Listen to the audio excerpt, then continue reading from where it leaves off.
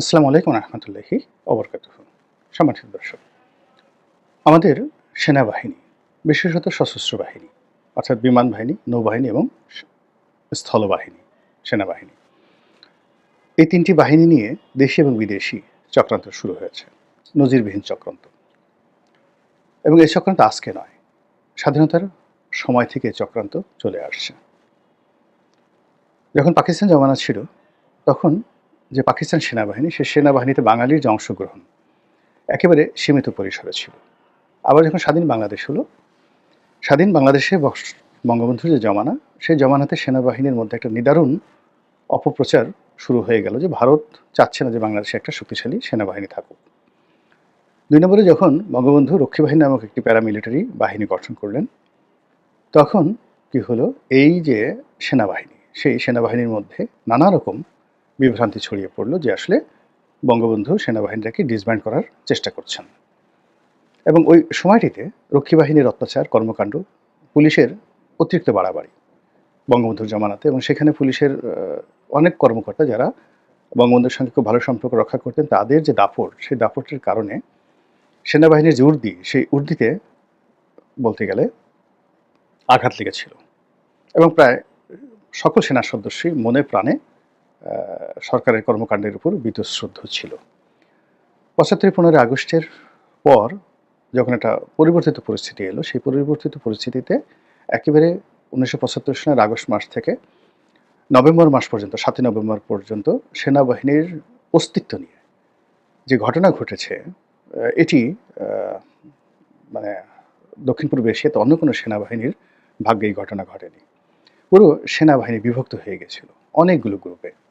বঙ্গভবন কেন্দ্রিক খন্দকার মোশতাকের অনুগত একটা গ্রুপ, সাবেক সেনা কর্মকর্তা এখন যেভাবে রাওয়াতে বসে ইকবাল করিম ভূঁইয়াদের নেতৃত্বে একটা গ্রুপ খুব তৎপর, ঠিক ওই সময়টাতে কর্নেল ফারুক, কর্নেল রশিদের নেতৃত্বে একটা গ্রুপ ভীষণ রকম ক্ষমতাধর হয়ে পড়েছিল, যারা সেনাবাহিনীতে ছিল না কিন্তু বাইরে থেকে চালাচ্ছিল। কর্নেল তাহের তিনিও সেনাবাহিনীর বাইরে থেকে আরেকটি গ্রুপ পরিচালনা করতেন, অসম্ভব রকম শক্তিশালী ছিলেন। খালেদ মোশাররফের নেতৃত্বে একটা গ্রুপ সেখানে ছিলেন, এবং তারা শেষ পর্যন্ত একটা কূ করে বসলেন। এর বাইরে বিমান বাহিনীতে একটা গ্রুপ তৈরি হয়ে গেল, যারা সেনাবাহিনীকে সরাসরি চ্যালেঞ্জ করলো, এবং এই বিমান বাহিনীর এই গ্রুপটি বঙ্গভবনে বোমা ফেলানোর জন্য, ডাইরেক্ট অ্যাটাক করার জন্য তারা রীতিমতো মেন্টালি প্রস্তুতি নিয়ে ফেলেছিল। নৌবাহিনীর কথা আমি বলতে পারবো না। এর মধ্যে যখন শহীদ প্রেসিডেন্ট জিয়াউর রহমান দৃশ্যপটে এলেন, তখন প্রায় বছর খানিক সেনাবাহিনীর মধ্যে অচল অবস্থা চলেছিল। তিনি প্রাণান্ত চেষ্টা করে এখানে একটা কমান্ড ফিরিয়ে আনার চেষ্টা করেছিলেন, এবং এর ফলে সেনাবাহিনীর ভিতরে অসংখ্য কূ হয়েছিল। এই যে বিভেদ এবং বিসংবাদ, এই কথাগুলো বললাম এই কারণে যে এটা এরকম একটা বাহিনী, স্পর্শকাতর সামরিক বাহিনী, এটা যুগে যুগে এখানে আপনি যদি একটা টোকা দেন ১০০ বছর আগে, সেই টোকাটা কিন্তু ১০০ বছর পর্যন্ত থেকে যায়, এবং ধীরে ধীরে এটা ক্যান্সার আকারে দেখা দেয়। এবং এই যে জিয়াউর রহমান জামানাতে যে সকল কূ হয়েছিল, পাল্টা কূ হয়েছিল, যে পাল্টা কূ বা কূয়ের পেছনে যেটা বঙ্গবন্ধু জামানার ফ্রাস্ট্রেশন ছিল, আবার বঙ্গবন্ধু জামানাতে যে ফ্রাস্ট্রেশন ছিল তার পেছনে মুক্তিবাহিনী, রক্ষী বাহিনী, ভারতীয় বাহিনী, আবার তারও আগে পাকিস্তান বাহিনী, তাদের থেকে এনে আবার বাংলাদেশে যারা মুক্তিযুদ্ধ করেছে, যারা করেনি, এই সকল বিভেদগুলো আবার দেখা গেল যে যখন জিয়াউর রহমান সাহেব তিনি শহীদ হলেন, জাস্টিস সাত্তার ক্ষমতায় আসলেন, এরশাদের নেতৃত্বে সেখানে একটা বিরাট কূ হয়ে গেল। এবং এরশাদের জামানাতে যখন কূ হলো, সেই কূ হওয়ার ফলে এরশাদ খুব, যাকে বলা হয়, চতুরতার সঙ্গে তিনি মুক্তিযুদ্ধপন্থী যারা সেনা কর্মকর্তা, তাদেরকে সেই শহীদ প্রেসিডেন্ট জিয়াউর রহমানের হত্যাকাণ্ডের সঙ্গে সম্পৃক্ততা রয়েছে এই অছিলায় করে সেনাবাহিনীর ভিতরে যে অভিযান চালালেন, এতে অনেক মেধাবী, অনেক যোগ্যতর সেনা কর্মকর্তা ফাঁসির কাস্টে ঝুললেন, অনেকে চাকরি হারালেন। এই হলো তাদের যে একটা পার্মানেন্ট ড্যামেজ শুরু হয়ে গেল এরশাদ জামানাতে। দ্বিতীয় তাদের যে ড্যামেজ, সেই ড্যামেজটা হলো এরশাদ সেনাবাহিনীকে ব্যবহার শুরু করলেন রাজনৈতিক কর্মকাণ্ডে, তার ব্যক্তিগত অভিলাষ পূর্ণ করতে, এবং এই কাজ করতে গিয়ে তাদেরকে লোভ দেখালেন, নারী দিয়ে লোভ দেখালেন, পদ পদবি দিয়ে এবং অর্থ দিয়ে। সারা বাংলাদেশে যে সেনা শাসন শুরু হলো প্রথম দিকে, যে সকল মার্শাল ল কোর্টগুলো তিনি গঠন করে দিলেন, সেখানে যাচ্ছে তাই হওয়া শুরু করে দিল। যে সকল কর্মকর্তারা মেজর র্যাঙ্কের একটা ডিস্ট্রিক্টের চিফ মার্শাল অ্যাডমিনিস্ট্রেটর হিসাবে তারা দায়িত্ব পালন করতেন এবং সেখানে যে নয়েজ হয়, যদু-মধু যা কিছু হয়েছে এটা পুরো সেনাবাহিনীর যে স্ট্রাকচার সেটাকে নষ্ট করে দিয়েছে। ফলে ডিজিএফআই, তারপরে শেষে সেনা গোয়েন্দা এবং আ সেনাবাহিনীর যে ইমেজ এটি মারাত্মকভাবে লোপ পেয়েছে। পরবর্তীতে যখন ৯১ একটা পরিবর্তিত পরিস্থিতি এলো, সেটা কিন্তু উন্নয়ন ঘটেনি। সেটা উন্নয়ন ঘটেনি। এরশাদের সেই যে আ প্রিভিলেজগুলো, সেই প্রিভিলেজগুলো আরও বাড়লো। সেনাবাহিনীকে আরও সুযোগ দাও, আরও ক্যান্টনমেন্ট করো, ট্রেনিং দেওয়ার পরিবর্তে তাদেরকে টাকা দাও, তাদেরকে জাতিসংঘে পাঠাও।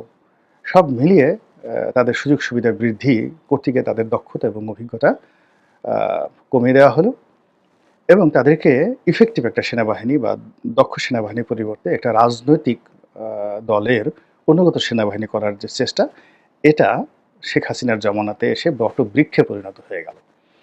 এবং ২০০৯ থেকে একেবারে ২৫ পর্যন্ত এই সেনাবাহিনীতে যা কিছু আওয়ামী লীগ করেছে, এ সবই কসমেটিক ডেভেলপমেন্ট। ভালো, ভালো হেলিকপ্টার, ভালো, ভালো গাড়ি, ভিতরে অসম্ভব সুন্দর, সুন্দর রাস্তাঘাট, সুযোগ সুবিধা।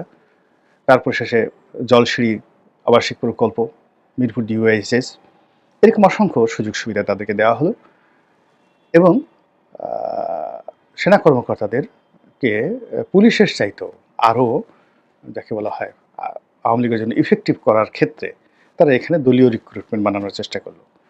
কে আওয়ামী লীগ পরিবারের সন্তান, কার সঙ্গে আওয়ামী লীগের আত্মীয়তা আছে। তো এই সমস্ত দেখে বিবেচনা করে যাদেরকে নিয়ে আসা হলো সম্মুখ সারিতে, তারা সবাই আসলে সেনাবাহিনীর যে ঐতিহ্য, সেই ঐতিহ্যটিকে ধ্বংস করার কাজে বেশি সচেষ্ট ছিল।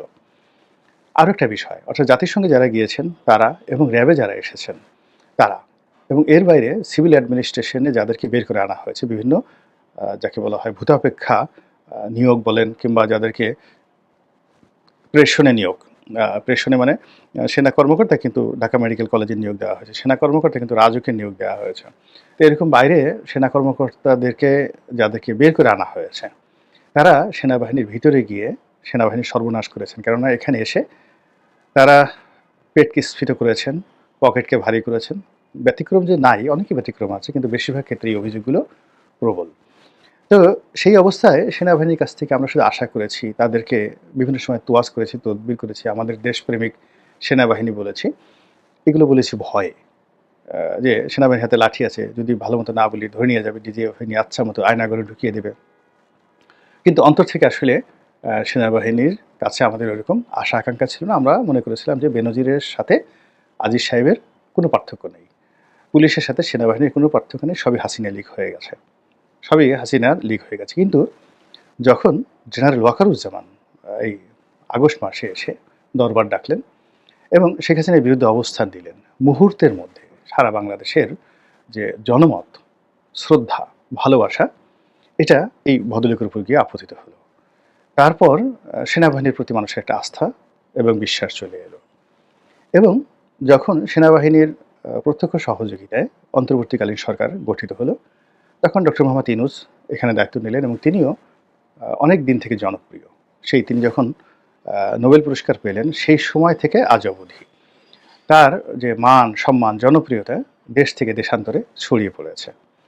আবার অন্যদিকে সেনাবাহিনীর এই যে এরকম একটা বিরূপ অবস্থা, যেটা একবারে ৭২ থেকে বা ৭১ থেকে শুরু করে ২০২৫ সনের ২৪ সনের একেবারে আগস্ট পর্যন্ত চলে আসছিল, ঠিক সেই জায়গাটিতে হঠাৎ করে আগস্ট মাসের ৫ তারিখে এসে জেনারেল ওয়াকারের নেতৃত্বে এটি নেপোলিয়ন বোনাপার্টের সেনাবাহিনী রূপে পরিচিত হয়ে গেল।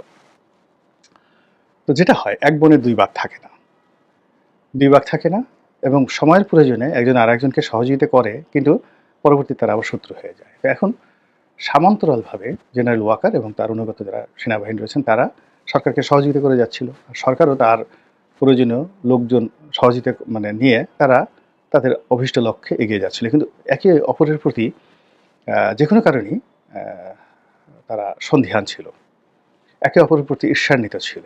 ওয়াকার সাহেব মনে করতেন বা করেন যে আমি তো নিজে ক্ষমতায় নিইনি, আমি তাদেরকে বসিয়েছি এবং আমার কথাই জনগণ শান্ত হয়ে তাদেরকে মেনে নিয়েছে।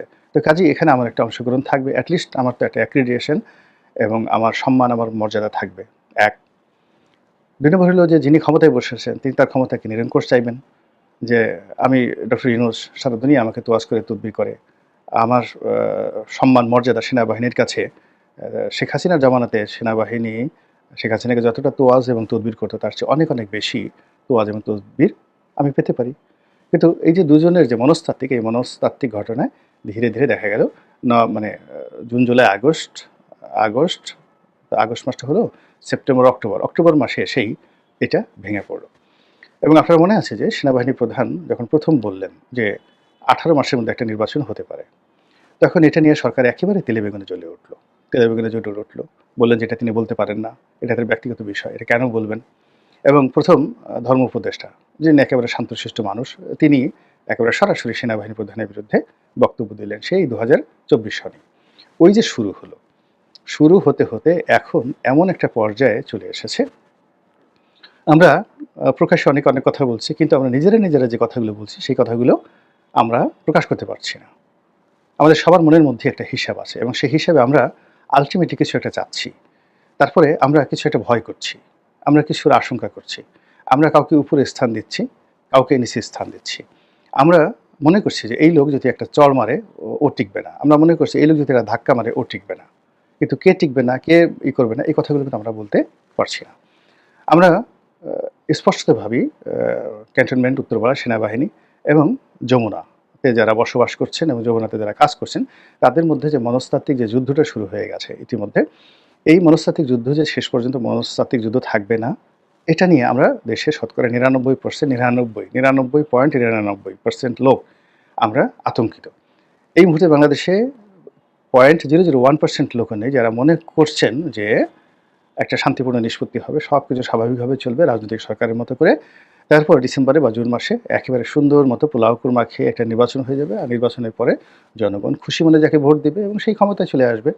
এরকম একটা শান্তিপূর্ণ পরিবেশ এবং পরিস্থিতি নিয়ে দেশের 0.01% লোকও স্বপ্ন দেখতে পারছে না। ফলে কি হচ্ছে? সব জায়গাতে আশঙ্কা, সব জায়গাতে স্বপ্নভঙ্গ, সব জায়গাতে হতাশা, ফ্রাস্ট্রেশন ছড়িয়ে পড়েছে এবং নানা রকম গুজব প্রায় প্রতিদিনই সোশ্যাল মিডিয়া থেকে শুরু করে মূলধারার গণমাধ্যম, চায়ের টেবিল এবং বিভিন্ন ক্ষমতার যে কেন্দ্রগুলো রয়েছে সরকারি এবং বেসরকারি, সেই ক্ষমতার কেন্দ্রে নানা রকম অঙ্ক কষাকষি হচ্ছে। যারা পালিয়ে আসছেন তারা উঁকি মেরে দেখার চেষ্টা করছেন যে কে ক্ষমতায় এলো, কে গেল। প্রতি মুহূর্তে এয়ারপোর্টের খোঁজখবর নিচ্ছেন, কারা যায় কারা আসে। পাসপোর্ট অফিসের খোঁজখবর নেওয়া হচ্ছে। তারপর প্রতি মুহূর্তে রাত বিরেতে তারা সেই ব্যালকনিতে দাঁড়িয়ে যার অবস্থা রাস্তার দৃশ্য দেখার চেষ্টা করছেন যে ওখানে গাড়ি ঘোড়ার চালচলন কেমন। কোথাও একটা ছোট শব্দ হলে সবাই আতঙ্কিত হয়ে পড়ছেন। ঠিক এইরকম একটি অবস্থা। সেই রকম একটি অবস্থায় সেনাবাহিনী একটি সংবাদ সম্মেলন করলো। যখন এরকম সন্দেহ শুরু হলো সেই সংবাদ সম্মেলনে তারা যখন বলল যে সরকারের সাথে তাদের কোনো সমস্যা নেই, লোকজন বলল সমস্যা আছে। এই কথা আমরা বুঝি। এই যে আপনারা বললেন যে সমস্যা নেই, এটা তো বলার দরকার নেই। যখন আপনি বলেছেন ইট মিনস সমস্যা আছে। আপনারা তো কখনো কোনো অবস্থাতেই সংবাদ সম্মেলন ইতিপূর্বে করেননি। শেখ হাসিনার সাথে আপনাদের সমস্যা হয়নি, খালেদা জিয়ার সাথে হয়নি, এরশাদের সাথে হয়নি। কোনো অবস্থাতেই সেই এমনকি বঙ্গবন্ধুর জমানাতে হয়নি যে সেনাবাহিনী তারা সরকারের সাথে সমস্যা নেই এরকমভাবে কথা বলে স্বাধীনতার পরে আজ অবধি তারা একটা সংবাদ সম্মেলন করেছে। ইতিপূর্বে বেশ কয়েকবার অন্তর্বর্তীকালীন বা তত্ত্বাবধায়ক সরকার এসেছে, জাতির অনেক গুরুত্বপূর্ণ বিষয় আসছে, সেনাবাহিনী কথা বলেছে। যেমন দেখা গেল তাদেরকে দুর্যোগ ব্যবস্থাপনার দায়িত্ব দেওয়া হয়েছে, তারা কথা বলেছে।